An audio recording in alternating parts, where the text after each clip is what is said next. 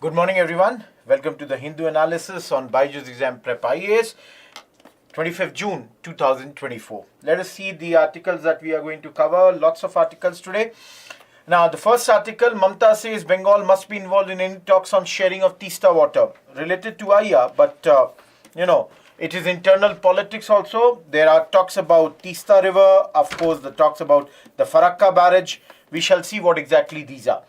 Number two, Kuki-Zo groups take out rallies in Manipur seeking union territory. Another topic from polity, but can be considered under the internal security also, because once one group is asking, give a separate UT. Another group, the Metis, are saying, no, that should not be given. Third, after the status quo, alter the status quo. Now, this is editorial related to Manipur only. Not much over here, new anything. So, will not take much time over here.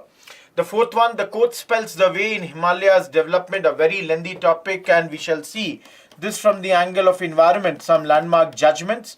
And in those landmark judgments, what is the interpretation of the Supreme Court? Fifth, from China tilt to balancing with Beijing and Delhi. So this is with regards to Maldives. They were pro-China and now they are basically doing a balancing act between both India and China. Sixth, the Niti Aayog's project in Great Nicobar and Nicobar Triangle. Now, both related to the same topic, the project about which we have studied 2 times in the last 7-8 days, and again it is there in the news. Moving ahead, you can see there are 7 more topics for prelims. India, Philippines rediscovering each other. BrahMos a game changer, that's told by their envoy. So we shall see what exactly BrahMos is doing for them. Number 2, maternity leave for parents of child born through surrogacy. So something that is very, very progressive, done by the government of India. Third, India-Pakistan delegations reach Kashmir to inspect power projects under Indus Water Treaty. So we shall see 2 projects named specifically here.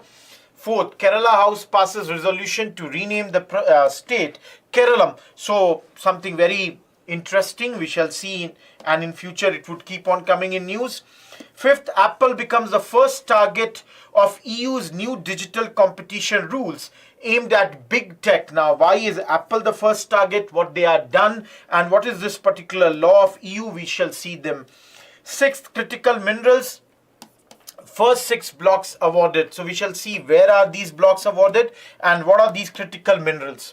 Last but not the least, Srinagar's World Craft City tag will promote global links. So Srinagar is the latest city in India to get this tag. Who provides this tag? That would be our focus as far as this 7th topic is concerned. So again, I'm repeating, though there are, you can see 14 topics. In this, 2 of them are related. They are related to Manipur. These 2 are related because they both are related to the Nicobaris project. So in all, you can see there are 12 projects, 12 topics only. 2 of them are interrelated. Let us start with the first one. Okay, and give me a second. This has come slightly down.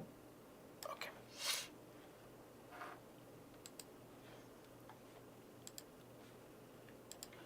Now you can see here, Madam Mamata Banerjees, Chief Minister of West Bengal. She has raised some objections. What are her objections? Yesterday we talked about that Madam Sheikh Hasina Wajid had come and had done talks with Prime Minister Mr. Narendra Modi. In these talks, 2 topics came out. Number 1, the Teesta water distribution and the Farakka Treaty.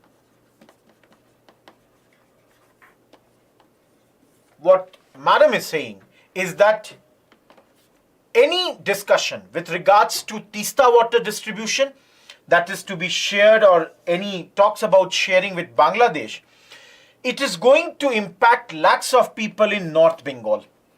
They would get impacted because there would be inadequate availability of irrigation water. And so she is urging the central government that any talks on Teesta, if central government does the talks with Bangladesh authorities, the West Bengal government definitely should be involved in this. So first and the foremost thing she is saying that the interest of West Bengal people should be paramount. Now, I remember it's way back when there was UPA 2. Then also around in 2011, Madam Mamata Banerjees had objected, and that's why the Teesta water agreement which was to be signed could not be signed then also. So that's her first thing. See, in this article she says very clearly, and I have taken another this thing and I'll tell you.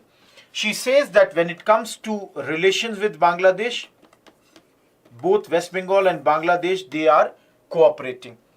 She says West Bengal, agreed to this exchange of enclaves, which were known as Chitmahals. She says railway lines are operating between Indo-Bangladesh. Bus service is going on. So they are ready to cooperate on all this. But on the issue of Teesta, she says that the people of North Bengal would suffer. Another thing that she is raising objection is the Farakka Treaty. Now, please understand, Farakka Treaty was signed during 1996. And this is also about sharing of Ganga water. According to her, this has changed the morphology of eastern part of India and Bangladesh. She says that this treaty has deprived the West Bengal state of water. See, these are the points on which she is saying we have agreed. But on Farakka, she says that, see, this has not helped us in the past. Now, let me tell you, this Farakka agreement, why suddenly it is in news? It is suddenly in news because in 2026, this agreement would come to an end. Signed in 1996 for a period of 30 years. This has been signed between India and Bangladesh for water sharing, India being the upper riparian and Bangladesh being lower riparian. So basically this was about the sharing of water of Ganga river, and for this a dam was constructed at a place called Farakka. It is constructed on the river Bhagirathi, which is around 10 kilometers from the Bangladesh border. So the Chief Minister says that this also was something that was not that beneficial for Bengal because lakhs of people, they got displaced here. They had to be moved away from their habitation. And whatever the promises the central government had then done with regards to funds for maintenance and all, that has not yet been achieved. So clearly, you can see here, this is going to be a very, very thorny issue. But then, please understand, just to give you some political angle, last time in UPA 2 was heavily dependent on the support of Madam Mamata Banerjees. And that's why they had to dump this. They could go ahead and, they had to dump this proposal at this point of time. As far as present day government, NDA is concerned, they do not have any support from any party as far as Bengal is concerned. All the MPs of NDA here in Bengal come from BJP. So, as such, there should not be that much of, I would say, protest with regards to this thing if the government goes ahead. So, the circumstances, UPA 2 compared to NDA 2 is very, very different. Yeah, of course, the 12 MPs of BJP, they might face some heat. And that's the thing that has to be seen, how the government navigates through this issue. Moving ahead, let's move to Manipur. Two topics. One is Kuki-Zo group demanding UT status and another alter the status quo, both related to this. Now, what has happened is, you all know conflict is going on. In conflict, one side you have Kuki-Zo and another side you have Metis. Now these Kuki-Zo people, the tribal bodies, they have been taking out rallies across Manipur. And their demand is that from Manipur, a union territory should be carved out, which would be for the community. And their point is that through this, the ethnic conflict would end as far as Manipur is concerned. Now, they are saying this UT should have a legislature that should be provided under Article 239A of the Constitution, and that's the solution of the crisis. So you can see the hill districts of Churchandrapur, Kangpoksi, Chandel, Perzawal, Ziribam and Tengunupal, all these areas, the rallies were organized. So they are requesting Prime Minister Mr. Narendra Modi that you should intervene, solve this crisis. They have, submitted memorandum to the, Home Minister, and they are demanding this. Now, let me tell you, the Kuki-Zo BJP MLAs, they are also supporting this. There is a Mr. Paulinal Haukip. He said that Kuki-Zo MLAs had sought the time of Prime Minister Mr. Modi almost a year ago, but they haven't got this. But now Mr. Modi should come over here and resolve this crisis. Problem is the other side. Metis, they are doing counter protests. Imas or mothers, specifically the women vendors are called like this. Along with many other women organizations, they did the protest on the same day in Imphal. And they are saying that there should not be any separate administration. No separate administration should be done or should be brought over here. So you can understand the problem is one wants something, other one says totally not acceptable. The issue is that this problem is now more than a year old. And as you all can understand, the problem has not been resolved. Both the sides, they have taken, I would say, totally opposite views. And in the last 1 year, already around 221 deaths have happened and 50,000 people, they have been displaced. And no, I would say, solution in sight. In fact, the next article says that the problem here is that conflict is now spreading. How is the conflict spreading? They are saying even in the peaceful districts like Ziribam, the conflict is now spreading. In areas where the violence has stopped, like Imphal Valley, new things like rising extortion is being seen, abductions are happening, and both the sides there are armed militias. See, both the sides, when I say one side is there in the valley, other side is in the hilly area. So this article is saying that now there is a need to alter the status quo. You cannot keep on doing the things that you have been doing for the last 1 year and it has not given you any proper solution. So this article is urging the Prime Minister, Mr. Narendra Modi, and the Union government that they would have to interfere. So one of the things that they are saying is that, the political leadership has been allowed to continue. That can be looked into. Here the Chief Minister is of BJP. And they have been allowed to continue in spite of so much of violence. This article also speaks, if you look at recent Lok Sabha elections, both the seats of Manipur, they were won by Congress.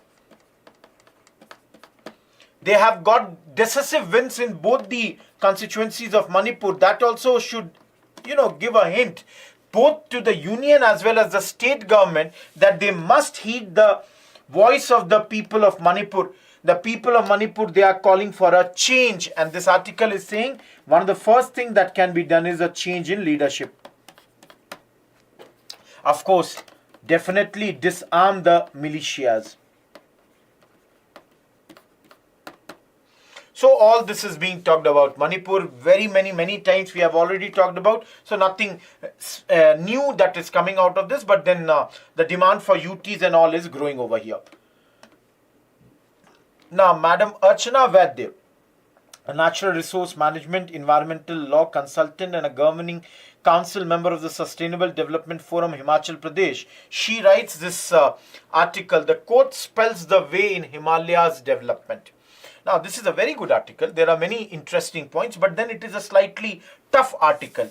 So please understand, she is saying that Indian Himalayan region, everybody accepts, very critical area for our country.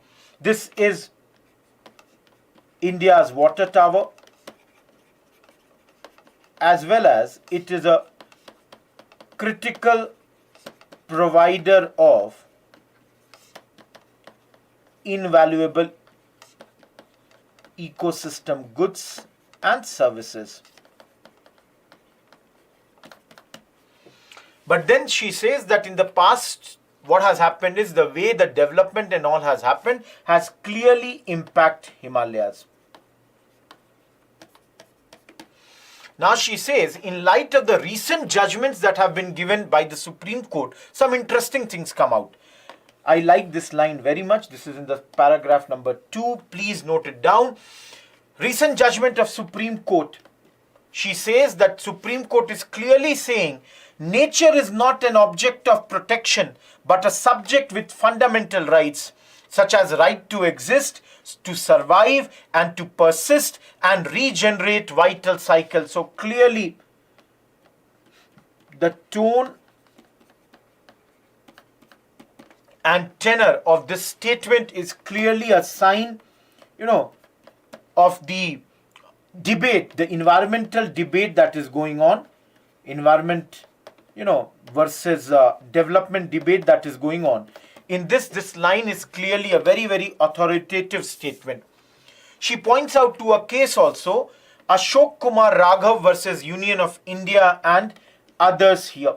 Apart from that, there is one more judgment that she is talking about in this, I can tell you here only, see. Telangana and others versus Muhammad Abdul Qasim. So she has pointed out to these two judgments. I'll come to this Ashok Kumar judgment. She has mentioned in, I'm trying to find it out where exactly it is. It is mentioned somewhere. Just give me a second. Here, Ashok Kumar Raghav. So two judgments she is talking about. I have pointed out to one. The other one, I'll write here. The first judgment, as I said, State of Telangana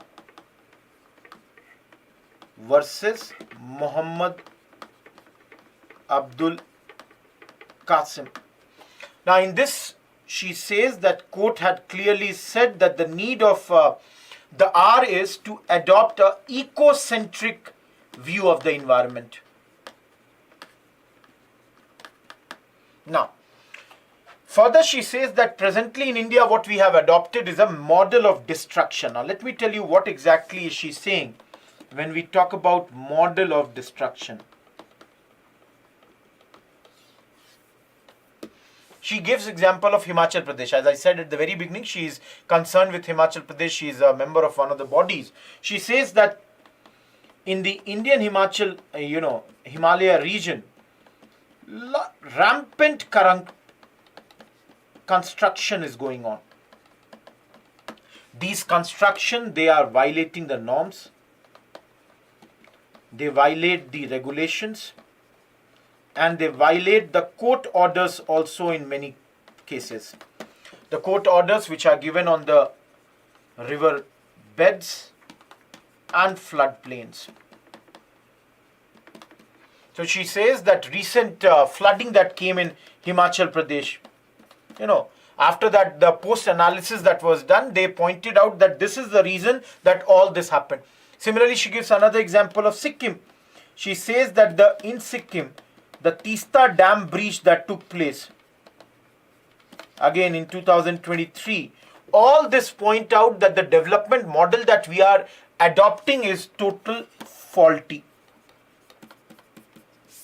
So we have to adopt a development model that is eco-centric. Environmentally, we'll have to think about them. Other judgment that she talks about here is Ashok Kumar Raghav versus Union of India and others. Supreme Court asked the central government and the petitioner to suggest a way forward so as to enable the court to pass direction on the carrying capacity of the Himalayan states and towns. Apart from this, she also talks about a third judgment. I'll take you here only. Here. In the case of Great Indian Bustard, the court has recognized the right of people of this country to be free from the adverse impacts of climate change. Please remember this one. So what was this judgment? See, in this judgment, they had said that almost 13,663 square kilometers, they were designated as priority area. Rest was designated as potential areas and additional important areas for the Great Indian Bustard. And they said that in this area, the non-viability of underground power transmission lines. So she speaks about that in these three judgments, court has clearly suggested how we have to go forward. Last very important thing that she is saying, that whatever infrastructure that we are creating, that infrastructure has to be sustainable, it has to be dependable, and it cannot become the foundation for people's pursuit of their development goals if it is not sustainable, it is not dependable. So if you want that people's goals should also be achieved, you have to have certain infrastructure which is carrying both these things. Again, read this on your own, you will find some more points, but then this much is more than sufficient. Now, Mr. Harshvi Pant and Mr. Aditya Godara Shivamurthy, they both are writing an article about Maldives. Now, you all know, February, March, we all saw that how Maldives and their new president, Mr. Muizzu, they both had been alleging that India was a bully. From there, just 10 days ago, during the swearing-in ceremony, Mr. Muizzu came to New Delhi. Clearly, it shows that the foreign policy of Maldives is blowing hot, is blowing cold. So, the thing is, why is the foreign policy of Malé changing? Reasons for that is Malay's economic difficulties, of course, China falling short of Malay's expectations, and India's accommodative policy.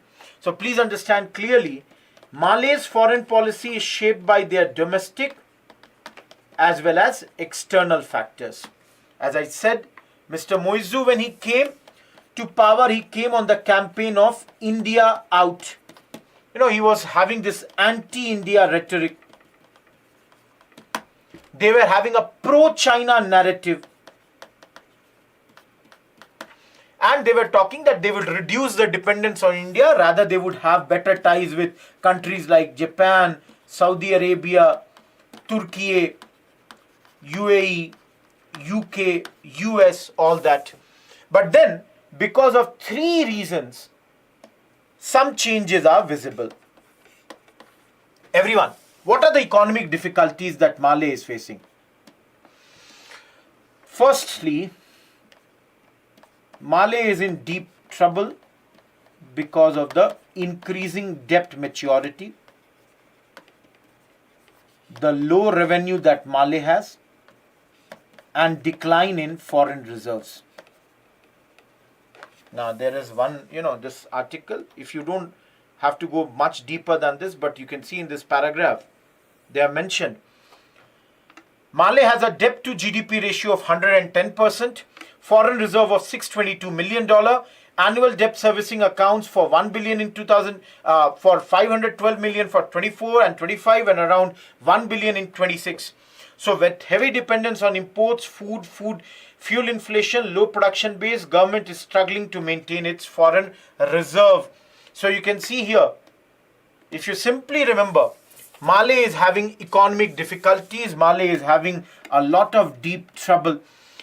Remember these three words, its foreign reserves is decreasing, it has a very low revenue, the debt, the increasing debt maturity. In fact, they have even asked India and China to pay in local currency. Second problem is, they had this great expectations that China would help them. They did not want India, but they have got this magic wand of China. But even China is failing. Again, we had already talked about this. Mr. Byjus had gone to China in January 24. Signed 20 MOUs. Agreement on Belt and Road Initiatives also. Signed Defense Pact also.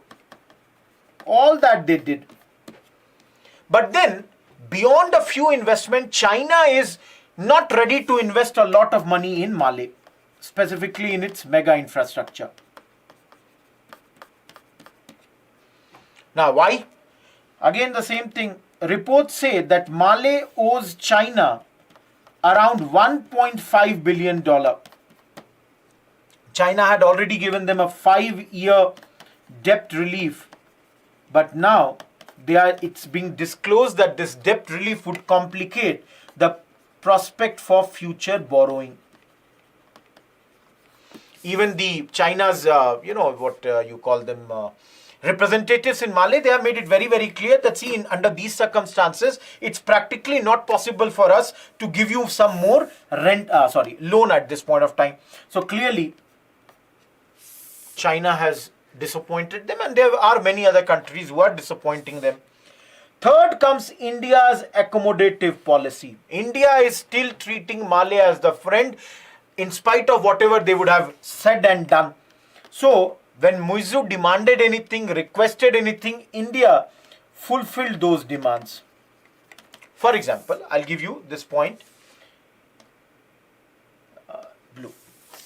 India maintained very close relations in spite of this anti-India rhetoric. Mali demanded that our military personnel should be removed. We removed our 76 military personnels. In spite of this, we have given them assistance. We have increased the assistance from 400 crore to 600 crore in 2024. Export quota of food products increased by 5%. Construction items increased by 25%. So all of you can see what is the signal of India. The signal that India is giving, that whether you accept us as a friend or not, but we accept you as a friend because of the simple reason Maldivian people are our friend. The opposition, which is right now in opposition in Mali, is our friend, so we'll continue to help you.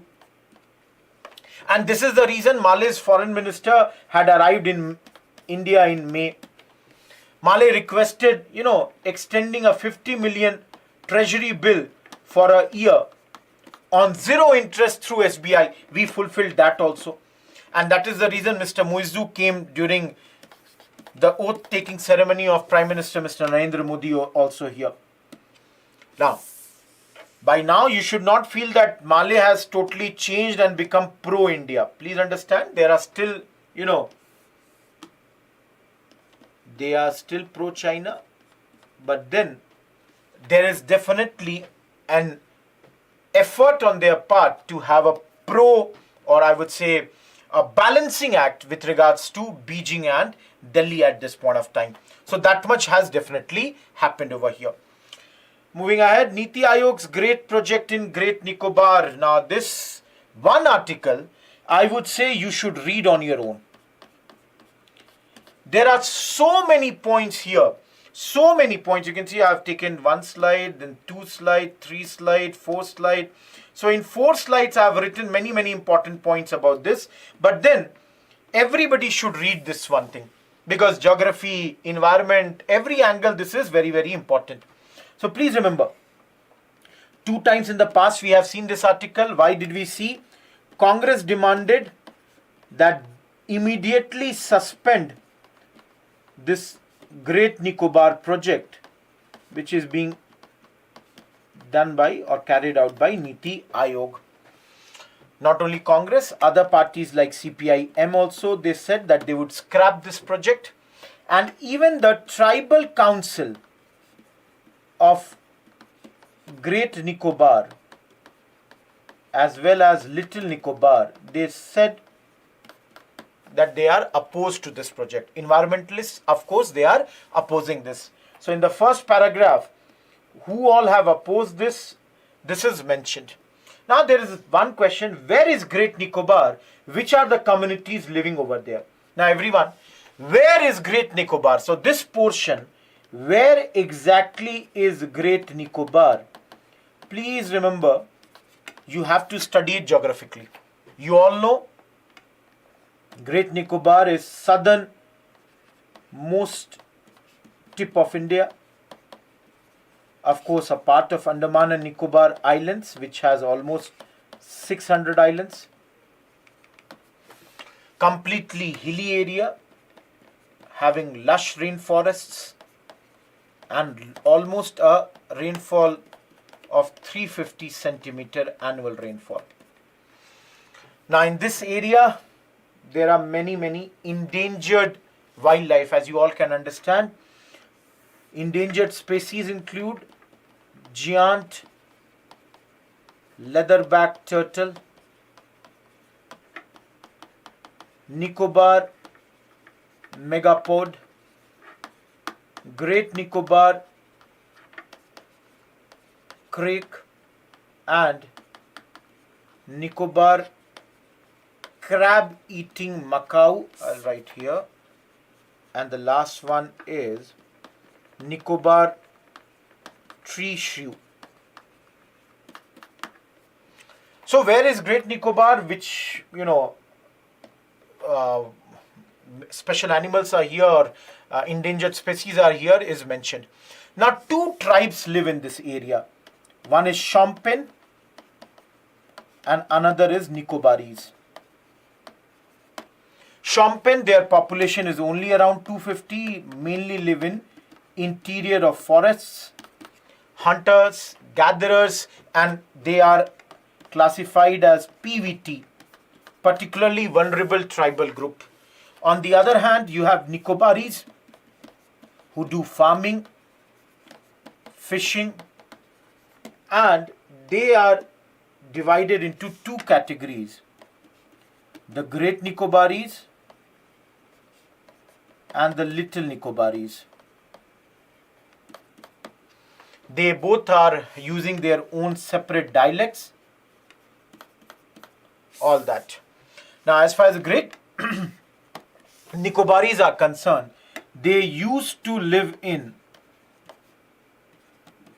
islands southeast and west coast, but then tsunami happened in 2004 and they were shifted to Campbell Bay. So there are around 450 Great Nicobaris and 850 Little Nicobaris who are living in other areas like Pulomilo, Little Nicobar, etc., etc. Now if you see here,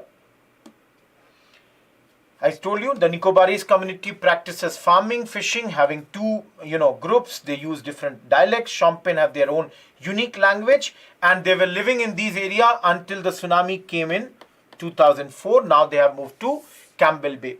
Now, okay. Before I come to this, there is one important thing that you should remember, that between 1968 to 75, Indian government settled many retired military servicemen here. Around 330 households, they were given 15 acres of land across some 7 revenue villages. And this Campbell Bay, this is also important because it is the headquarters of the local administration. It's an administrative hub, if I say to you. So that's the thing. Now comes the project of Niti Aayog. See here. March 2021, Niti Aayog unveiled a 72,000 crore plan. This is called Holistic Development of Great Nicobar Island at Andaman and Nicobar Islands. What does it include? It includes the construction of an international transshipment terminal, an international airport, a power plant, a township, and the project is to be implemented by a government undertaking called the Andaman and Nicobar Islands Integrated Development Corporation. Now, see here. Through this plan, what would happen is that Great Nicobar, the plan says, will be able to participate in both regional as well as global maritime economy. So you can see that's why the international transshipment terminal is being talked about. An international airport, it will support the growth of maritime services and would attract international as well as national visitors who could come, and of course it would boost the tourism. Now let me tell you, this is something not new thing here. If you think earlier also there were plans, in 1970s also such plans for development had been, made, because you all know this is a very strategic place. Andaman and Nicobar Islands is a very, very strategic place and it is very close to world's busiest international sea routes like Malacca Strait. So if there were proposal earlier, this is the proposal now. Why is it being opposed? So we need to understand the reason why it is being opposed. You can see the reasons are mentioned here. The project requires diversion of around this many area which will fell 10 lakh trees. You can understand environmentally really very tough. January 21, the Indian government denotified two wildlife sanctuaries, the Galathea Bay Wildlife Sanctuary and Megaport Wildlife Sanctuary, to make way for this project. Same month, government released a National Marine Turtle Action Plan that lists Galathea Bay as a marine turtle habitat in India. This transshipment terminal is expected to be developed at this bay, which is world's one of the largest nesting sites for giant leatherback turtle. So please understand clearly, if you see this point, environmentally, there is huge ecological costs. Apart from that, you can understand that, for example, this terminal which will come at this will affect the giant leatherback turtles. Now the species, both the species and the Nicobar megapode, they all are, just a second.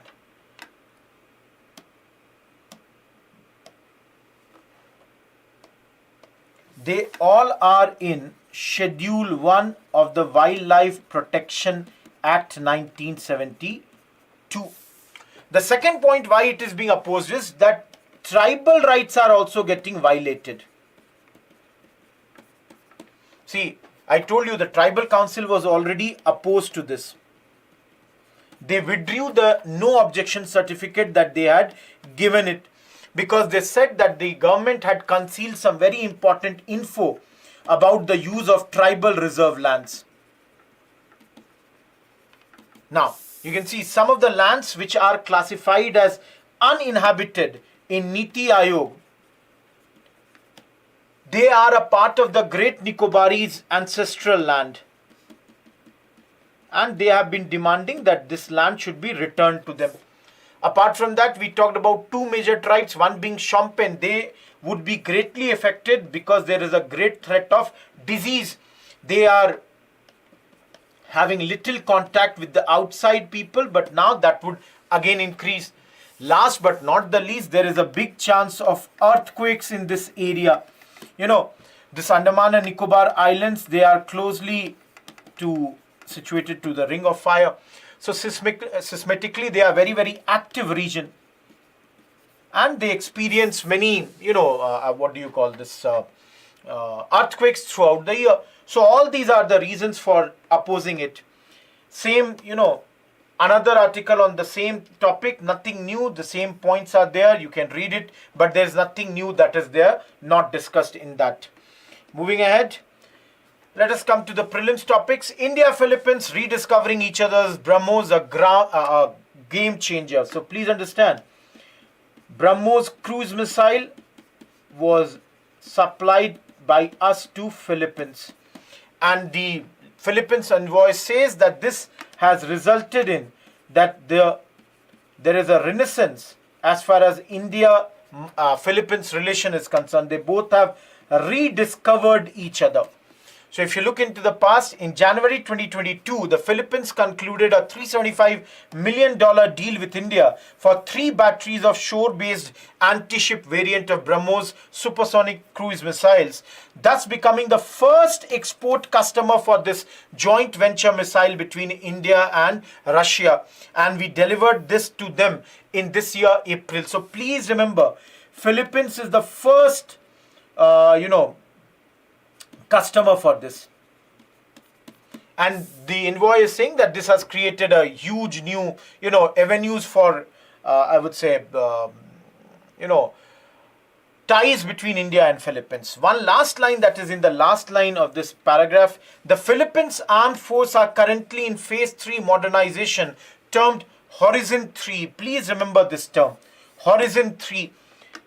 So they are saying that they are trying to modernize their army, and for this, in this phase 3, they are doing this.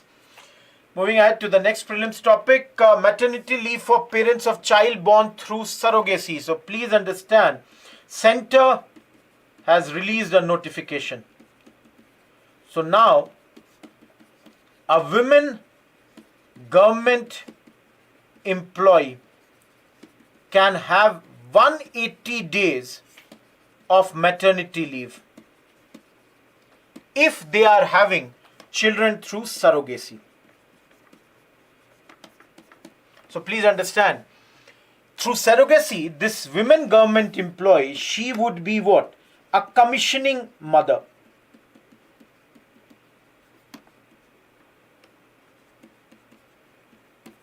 She would get this leave.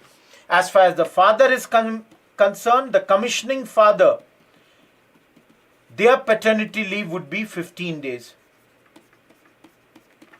Remember, this rule would be applicable only if the, they have less than or they have only 2 children.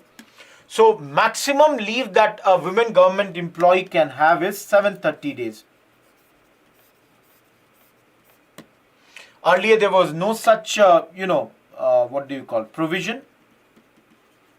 But now, any commissioning mother with less than 2 surviving children may be granted this child care leave also. So these changes have been done as far as the laws are concerned. So this 730 days are for the entire service. That's the maximum, that can be availed by anyone. Moving ahead, Indus Water Treaty. You all know Indo-Pak delegations, they have reached in J&K. Now please understand, this is the first visit by a Pakistani delegation in last 5 years under this dispute mechanism. I'm not going to teach you IWT, you have studied this many a times. Now for prelims, we have to remember, what did they come to inspect here? These 2 projects, the Pakal Dul and the Lower Kalnai. These are the hydroelectric power projects which, are going under the provisions of IWT, and they had come to inspect this. So please remember this. Please look at the last line. They will also visit the 1000 megawatt Pakaldul hydroelectric project on the Marudhar, a tributary of Chenab, and other power projects in Kishtawar. So please remember the first line, that this Pakaldul, this is on the river Marudhar, which is a tributary of Chenab. Please remember this. Moving ahead, Kerala has passed a resolution to rename the state Kerala. So this is a unanimous decision passing a resolution proposing constitutional amendment. Thus the name of the state should be changed to Kerala. Now please understand, this is using or invoking Article 3 of the Constitution to effectuate the change in the first schedule. Similar resolution was passed last year also, but then it was sent back by the center They said because of the procedural issues. What was the issue? Originally, the Kerala government wanted to amend the name across all languages which are listed in the 8th schedule of the constitution. But then the central government of India advised them that focus only on the first schedule, and thus the government took this resolution and modified this in 2023. Now Keralam, please remember, it's the Malayalam name. And officially Kerala is there, but now they want to change this. So align the official name with the original Malayalam pronunciation. Last article, or second last basically. There are 3 small articles. Apple becomes the first target of EU's new digital competition rules aimed at big tech. Now please remember, EU has made rule. First target is Apple. What is this rule? DMA. What is DMA? Digital Markets Act. What does this act do? Digital sector is made fairer and more contestable. Now, what is making fairer and contestable? So basically, you all know companies like Apple, they are a giant. So what they do is they prevent the app makers from pointing the users for cheaper options outside App Store. So if you are using an Apple product, you have to be reliant on the Apple and itself to buy anything. They will not direct you to anything outside, even though it would be cheaper. So you can clearly understand what it does is that this DMA would prevent these tech gatekeepers, who's not allowing the smaller companies to enter there. And how they would do this? EU is invoking a very, very heavy financial penalty on Apple at this point of time. This penalty might be up to 10% of global revenue, which would be almost $1 billion billion of euros rather. So this, please remember, big step, and a lot we will hear about this in the coming days, but do remember DMA. What exactly is this? Not a very important topic, but then one small topic today was critical minerals, first 6 blocks awarded. So the first mining activity for critical minerals, which all minerals will be under this? Phosphorite, lithium, graphite, manganese. And where are these 6 blocks awarded? Odisha, Tamil Nadu, UP, Chhattisgarh. So please remember the 4 critical minerals, and please remember the 4 states where they have been given. That's something for the time being you have to remember. Last article,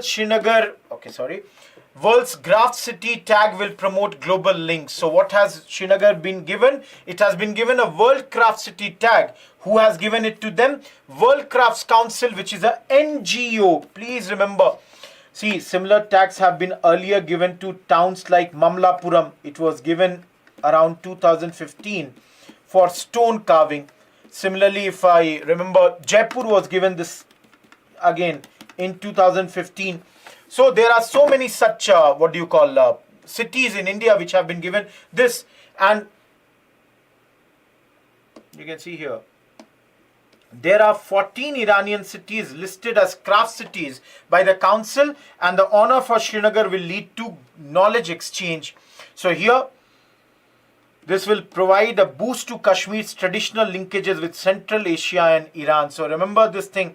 Remember, it's an NGO which is working to empower artisans and safeguard craft heritage globally. And this would help India's linkages with Central Asia and Iran.